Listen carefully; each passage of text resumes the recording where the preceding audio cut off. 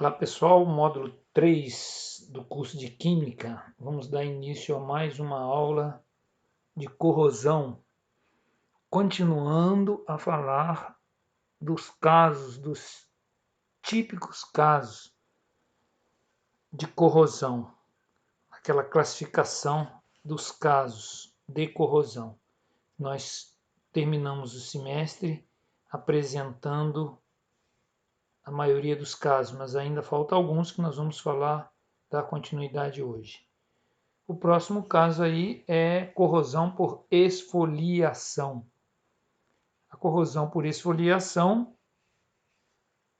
é, como nós vemos aqui, típico de materiais metálicos extrudado. O que é material metálico extrudado? É um material que, ao ser fundido, derretido, ele passa por equipamento para formar, por exemplo, tubos ou chapas por esforço mecânico. E quando isso ocorre, a estrutura do metal, os grãos que compõem o metal, acabam sofrendo transformações. E essas transformações são o achatamento e o alongamento da estrutura básica, das unidades básicas do metal, que nós chamamos de grão, ou unidade do metal. E esse achatamento e alongamento leva à fraqueza, à fragilidade do metal, tornando esse metal suscetível à corrosão por esfoliação. Ok? Com isso, as unidades ficam com falhas. Claro, fica suscetível porque eu alterei mecanicamente, por esforço muito grande, ainda que associada a temperatura elevada, essa extrusão. E essa extrusão provoca uma fraqueza estrutural íntima do material metálico, onde se processa a corrosão. Aí diz aqui, ó, se processa em camadas. Vamos ver a figura. Olha a figura aqui. Aqui eu tenho um tarugo de alumínio, um pedaço de alumínio, foi até cortado, para mostrar aqui, ó, como a corrosão incidiu no metal, incide em lâminas, em folhas, camadas do metal. Aqui eu tenho um flange, pode ver que é um flange, ó, aqui os furinhos do flange, ó. E esse metal aqui não é alumínio, é uma liga de aço que também sofreu a corrosão por esfoliação, porque esse flange deve ser resultado de material, produto resultante de extrusão. E aí a extrusão, principalmente a extrusão, o esforço é muito grande e o material metálico em sua estrutura fica achatado ou alongado, o que facilita o ataque da corrosão por esfoliação. E aqui, ó, finalmente, o produto da corrosão apresenta grande volume, fica maior, fica mais volumoso. Grande volume e em camadas ou placas paralelas. Olha lá as placas, várias placas. Na figura aqui do pedaço de alumínio fica mais visível que no flange de aço. E essas placas paralelas ou camadas paralelas vão se desprendendo e aí o material fica fragilizado. E aí eu reforcei aqui, ó, é muito comum em ligas de alumínio, em estruturas formadas por alumínio. Ok? O outro caso é uma corrosão seletiva, corrosão grafítica. O nome está dizendo tudo, grafítica. Ok? E aí nós vamos ver por que grafítica. É típica nos ferros fundidos cinzentos. Cinzento porque está bem associado a grafite. E esses ferros fundidos cinzentos são muito usados em tubulação de água, tubulação de esgoto, em tubos para drenagem, etc. Típico mais comum em tubos. E também não é só em ferro fundido cinzento, mas também em ferro nodular, que também é um ferro fundido, que também tem grafite. É ferro e grafite. Na verdade, é ferro com um certo teor de carbono, baixo, mas é. Esse ferro fundido chamado nodular, ele é maleável como aço. A diferença básica do ferro fundido cinzento para o ferro nodular é que ele tem uma estrutura atômica de organização do ferro e do grafite de uma outra forma, fazendo com que ele fique maleável, dá uma característica econômica industrial com utilização diferente do ferro cinzento. E esses dois materiais, ferro cinzento e ferro nodular, possuem teor de grafite, ou seja, apresentam grafite, sendo a grafita ou grafite, né, muito mais catódico que o ferro. Se ele é mais catódico, ele não vai sofrer a corrosão, ele vai sofrer a redução. E quem, em tese, né? Então, quem vai, no caso, sofrer a corrosão é o ferro, que deve ficar mais anódico. Estando esse concentrado em veios ou nódulos. O ferro vai estar suscetível com uma estrutura em veio ou nódulo. E esse material catódico, ele passa a agir, claro, como cátodo. No caso, o grafite. Ele vai estar na forma de veios ou nódulos, ok? Ou, quando eu digo veios ou nódulo, ou seja, ele tem como se fosse uma linha, um traço de grafite ou pontos de grafite. Nós vamos ver na figura a ideia de nódulos, ok? Como se fosse pontos de grafite. E esses veios ou nódulos, eles passam a agir como cátodo. Grafite está na forma de veios ou nódulos e ele é catódico. Então, o ferro vai ter que ser anódico. E o ânodo é onde ocorre ânodo, vogal, oxidação. Oxidação ânodo de quem? Do ferro. Oxidação ânodo do ferro. E oxidação ânodo é a mesma coisa que corrosão. Oxidação é corrosão. Quem é que é ânodo? É o ferro. Então, quem é que sofre oxidação? O ferro, porque é ânodo, que é a corrosão. Então, o ferro acaba sofrendo a corrosão. E, obviamente, a estrutura, que é um ferro fundido, vai desgastar, desprender, perder o ferro, ficando grafite. A grafita ou grafite, ok? Vamos ver aqui a figura. A figura mostra bem isso. Olha a região aqui, ó. Ficou bem enegrecida. E aqui na região central, aqui onde eu estou apontando, grafite foi até eliminado. Aliás, mormente aqui o ferro, expondo a região negra de grafite. Esse grafite também pode ser eliminado, nós vamos ver. Se a gente passar a mão aqui ou pôr um papel, vai ficar preto como se fosse grafite, como se fosse carvão, ok? Olha lá, a região corroída, está aqui, ó, apresenta-se escurecida. O ferro foi embora, ficando esse preto do carvão, do grafite, carvão, indicando a presença de grafite, que pode ser removida facilmente.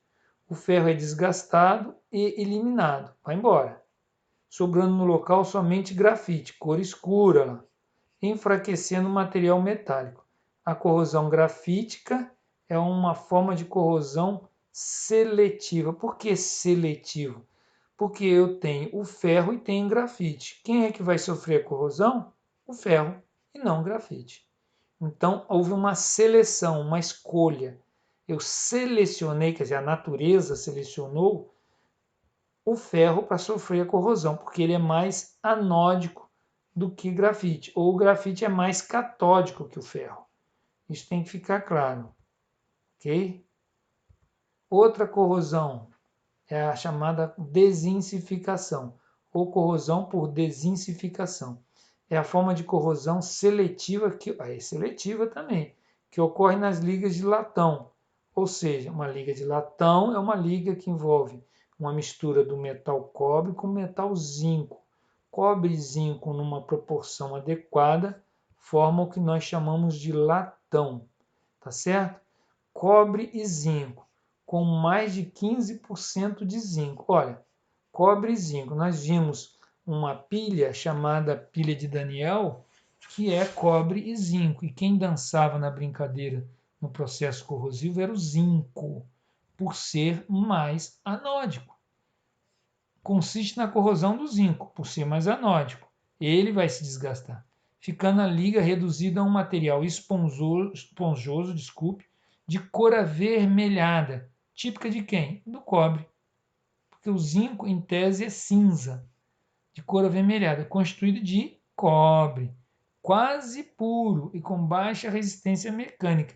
O que dá a qualidade do latão é a mistura cobre-zinco. Se eu estou perdendo o zinco, o latão deixa de ser latão para ser quase que cobre. E aí prevalece as propriedades do cobre e não do latão, que é a mistura. Então perde qualidade, perde resistência. Ok? Essa é a ideia nessa corrosão. É seletiva? Por que é seletiva?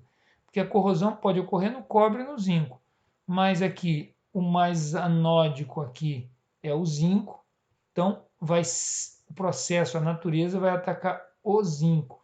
Então, é um processo seletivo de corrosão. A desensificação é uma corrosão seletiva.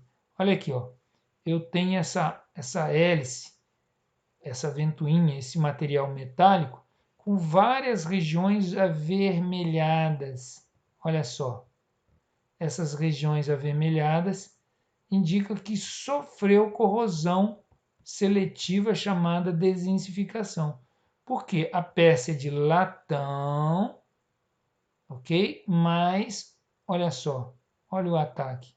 Sobrou o cobre avermelhado, ficando o zinco na forma de íons, porque o zinco foi atacado, sofreu a corrosão. Na região metálica, aqui na superfície metálica, ficou o cobre. Essa região aqui é uma região mais fragilizada. A tendência é o material acabar sendo bem atacado, cada vez mais atacado, principalmente se houver ação mecânica, como é o caso da peça, ventilação, contato com poeira.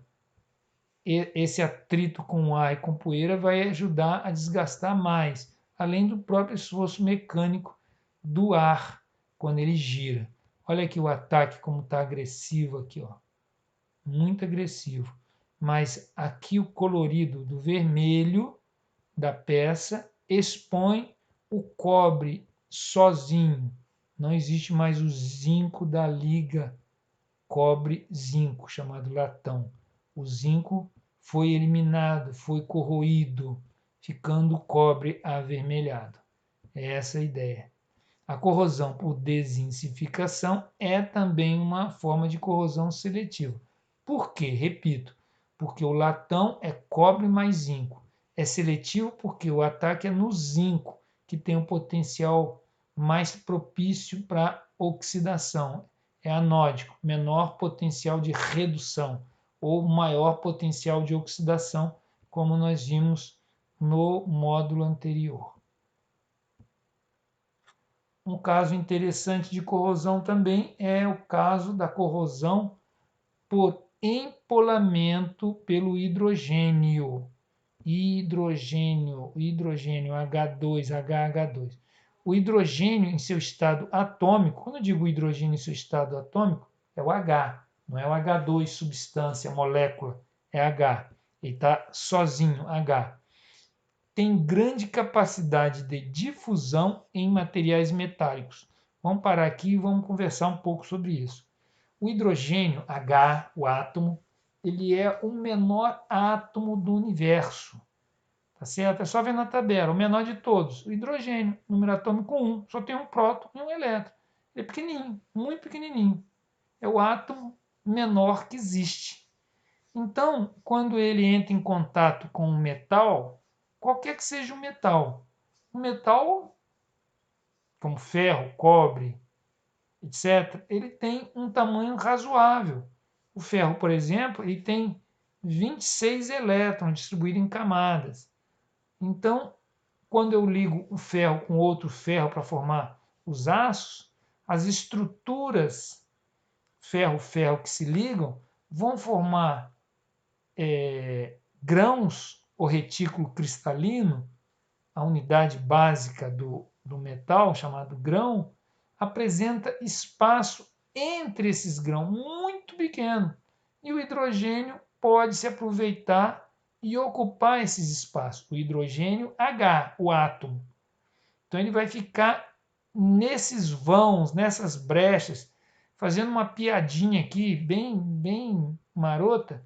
É como a barata, é como a formiga que entra nos vãozinhos da porta, do armário, enfim, ele entra naqueles vãozinhos, tanto a formiga quanto a barata. Esses insetos eles vão entrar porque eles são muito pequenininhos.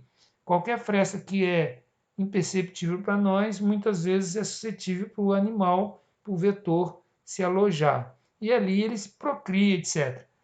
Então, a mesma coisa o hidrogênio, ele vai funcionar como um pequeníssimo animal nessas frestas.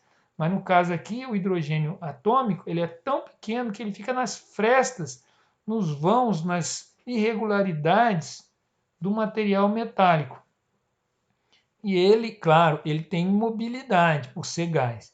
Dessa forma, ocorrer na superfície do metal, ele pode ocorrer, ele vai migrar para o interior do metal e vai se acumular em defeitos existentes, laminações ou inclusões não metálicas. Então, todo material metálico tem, ainda que a gente não perceba a olho nu, ele tem falhas. Teríamos que usar o microscópio para observar as falhas da superfície metálica ou do interior metálico, como se fosse um bueiro ou alguma coisa do gênero. Uma laje que tem infiltração, a gente não vê, mas a água passa. Às vezes a água está infiltrando num ponto da laje e está pingando no outro bem mais distante, porque a água, fazendo como exemplo, a água caminhou pelo interior da laje, a água fazendo o papel do hidrogênio e a laje fazendo o papel do metal. Continuando, ele, o hidrogênio, né, pode ser resultante da decomposição da água de cristalização contida em alguns tipos de revestimento de eletrodo em processo de soldagem, mas também pode ser produto de algum tipo de reação de corrosão ou ainda pode ser gerado pela ação de gases ricos em hidrogênio ou outro processo. O que nós temos aqui? Bom, eu estou falando do hidrogênio em contato com metal, mas quem está colocando esse hidrogênio em contato com o metal? É algum processo específico? É uma linha de gás hidrogênio? Não, não necessariamente. Mas pode ser esse hidrogênio resultante de processo. Água. A água é formada por hidrogênio, H2O, e pode desprender hidrogênio devido a diversos processos. Processo eletrolítico, processo que envolve soldagem, reações, resultante de reações de corrosão. Uma reação de corrosão numa determinada superfície pode gerar hidrogênio. Ou gases que têm hidrogênio dissolvido. Ou ainda um processo que a gente não sabe. Mas, de qualquer maneira, existem processos, existem meios, condições que podem gerar, transportar, levar hidrogênio H para dentro ou para fazer contato com o metal. E daí ele procura uma fresta, um vão, uma inclusão, um defeito qualquer no metal para se alojar. O hidrogênio passa da forma atômica, o hidrogênio era H, para a forma molecular. Ou seja, o H vai entrar em contato com outro H, outro átomo de hidrogênio, e vai formar H2. E aí acontece o seguinte: quando um H se liga a outro H e forma H2, ele fica mais volumoso. Então ele pressiona o metal, aquela região metálica, microscópica. Pressiona, formando um caroço, digamos assim, que é o chamado empolamento. E aí diz aqui, ó, e provoca o aparecimento de altas pressões no interior da falha do metal. Então, o hidrogênio atômico se liga a outro hidrogênio atômico, formando o hidrogênio molecular H2, que tem mais volume e pressiona o metal.